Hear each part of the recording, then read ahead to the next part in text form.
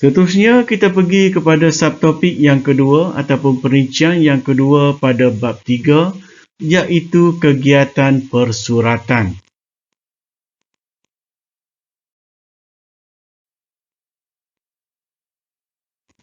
Sekarang kita pergi pula kepada kegiatan persuratan pada perincian yang kedua di bab 3. Sekarang kita tengok carta alih yang bermula daripada sebelah atas kiri. Sebelum sistem tulisan, alam Melayu terkenal dengan tradisi lisan. Apa yang dimasukkan dengan tradisi lisan ini, pelajar? Tradisi lisan adalah tradisi yang melibatkan percakapan, penceritaan, pengkisahan dan sebagainya. Lalu, tradisi lisan yang telah melekat di dalam minda serta mulut masyarakat, kemudiannya ditulis semula apabila masyarakat ataupun kerajaan mengamalkan sistem tulisan. Seterusnya kita tengok tradisi lisan lahir dan berdasarkan kepada alam sekeliling. Nanti kita tengok contohnya cerita Sang Kancil.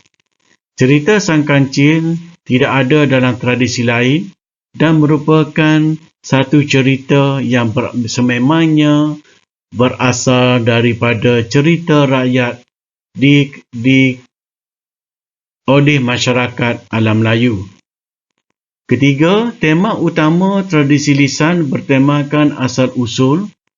Contohnya, asal-usul Gunung Kinabalu, asal-usul kampung, asal-usul sungai, asal-usul macam-macam lah.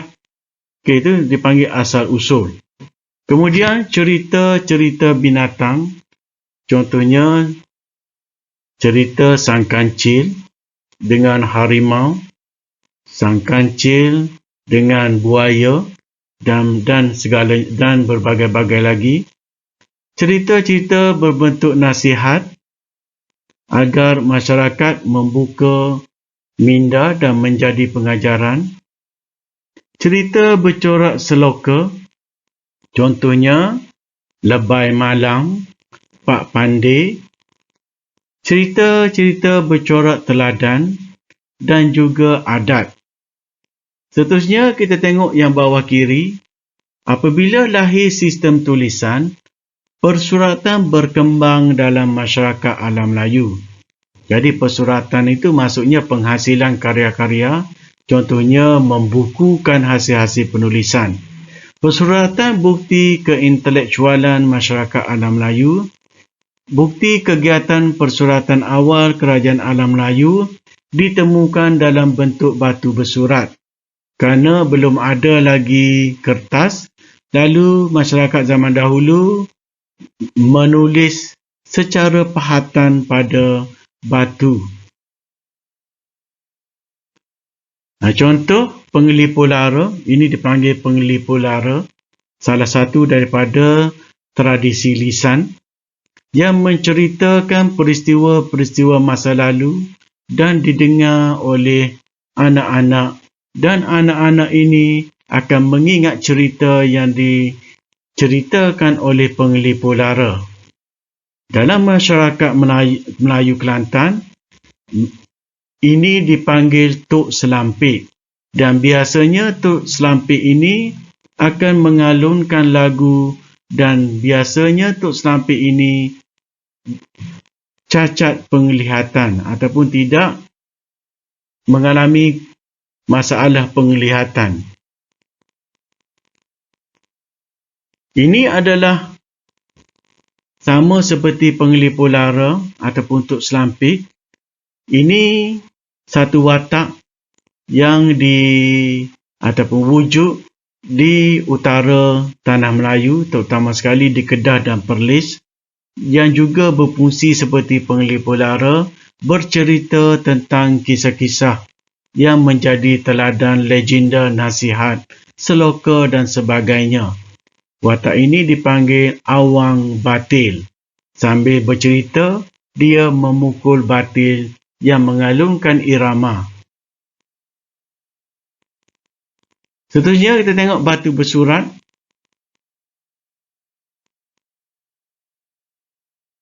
Yang dijadikan medium persuratan oleh penduduk alam Melayu.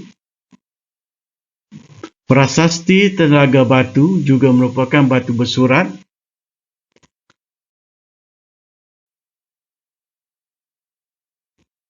Seterusnya kita tengok kegiatan persuratan kerajaan-kerajaan di alam Melayu. Kita mulakan seperti biasa dengan Funan. Pertama, penemuan batu bersurat terawal di alam Melayu yang bertarikh abad kedua. Ini yang dijumpai di Funan.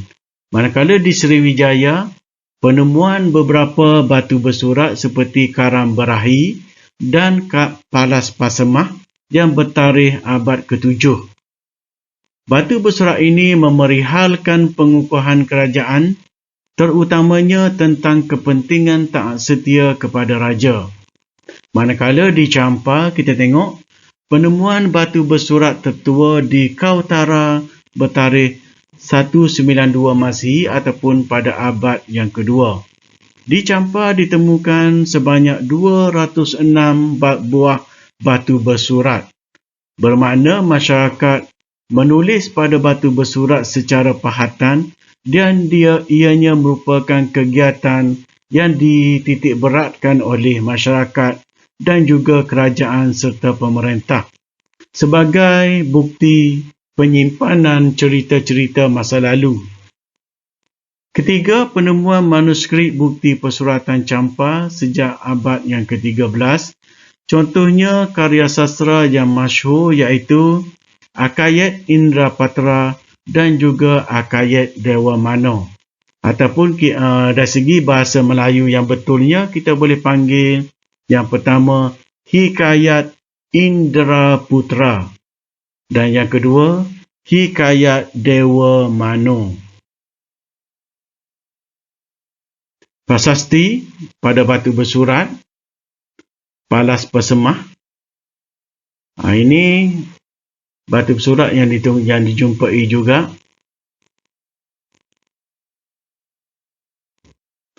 Seterusnya, ini tulisan Hikayat Indraputra, Hikayat Dewa Mano. Jadi dia ditulis berdasarkan logat ataupun laras bahasa setempat, contohnya bahasa Champa ataupun masyarakat Champa.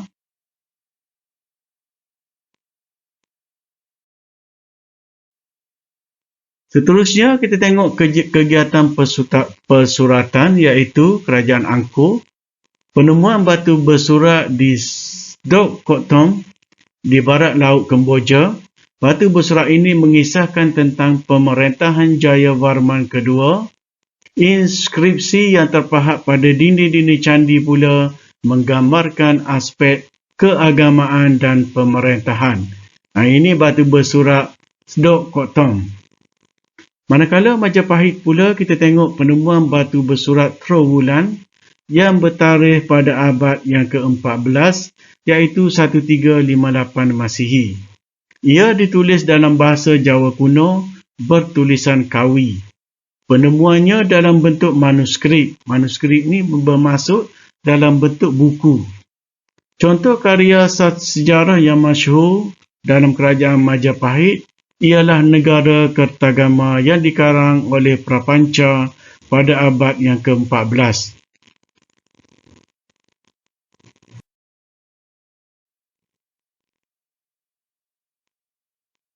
Seterusnya kita tengok penulisan batu bersurat. Kebanyakan penulisan batu bersurat ini dibuat kepada ataupun ditulis batu yang bercorak batu nisan. Contohnya gambar di belakang itu kita tengok batu bersurat Sultan Malikus Saleh daripada kerajaan Samudra Pasai. Kita tengok penulisan batu bersurat pertama kerajaan Champa. Batu bersurat Kautara pada abad yang kedua bertarikh 192 Masihi. Penulisan karya yang lain adalah Hikayat Indra Putra dan juga Hikayat Dewa Mano. Manakala di Majapahit kita tengok batu bersurat terowulan yang menggunakan tulisan Kawi dan juga penulisan yang terkenal yang merupakan kitab-kitab perundangan dan pentadbiran, iaitu Negara Kertagama, cara-cara menguruskan sebuah negara oleh Prapanca pada abad yang ke-14. Dan Sriwijaya pula kita tengok batu bersurat Karam Berahi dan Palas Pasemah yang dihasilkan pada abad yang ke-7. Manakala di Angkor kita meneliti batu bersurat Seduk Kok Tom.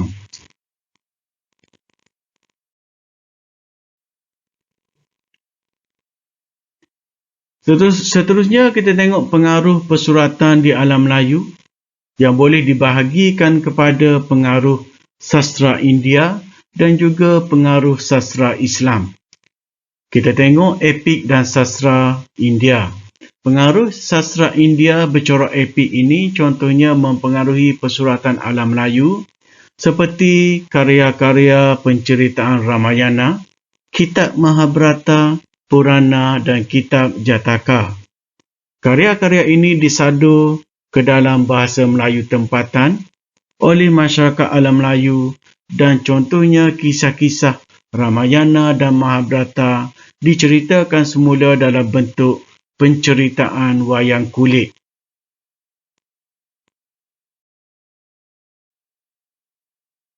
Manakala sastra Islam pula terdapat banyak jenarnya, iaitu bentuk sastra Islam yang mempengaruhi persuratan alam Melayu seperti syair, gurindam, cerita rakyat, nazam dan banyak-banyak lagi, contohnya marhaban, qita'ah, masnawi dan sebagainya. Kisah kehidupan nabi-nabi seperti Nabi Sulaiman dan Nabi Muhammad SAW ditulis dalam bahasa Melayu, contohnya Hikayat Nabi Bercukur, Hikayat Bulan Terbelah, Hikayat Nabi Wafat dan juga Hikayat Nabi Yusuf alaihissalam. Contoh karya epik pula banyak mengisahkan perjuangan pahlawan-pahlawan teragung di dalam sejarah Islam seperti Hikayat Amir Hamzah, Hikayat Iskandar Zulkarnain, Hikayat Muhammad Ali Hanafiah.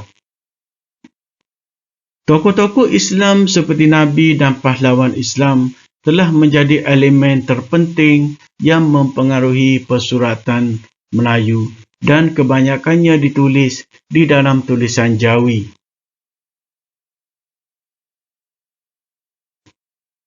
Contoh link untuk pelajar-pelajar saksikan syair, gurindam, cerita rakyat dan nazam. Banyak lagi genre-genre sastra yang lain bercorak kesenian ini yang boleh pelajar ikuti dengan membuat rayawan cyber.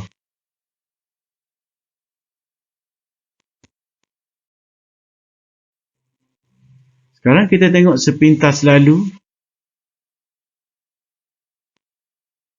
persoalan, sejauh manakah amalan agama dan kepercayaan Hindu, Buddha dan Islam mempengaruhi kegiatan persuratan di alam Melayu?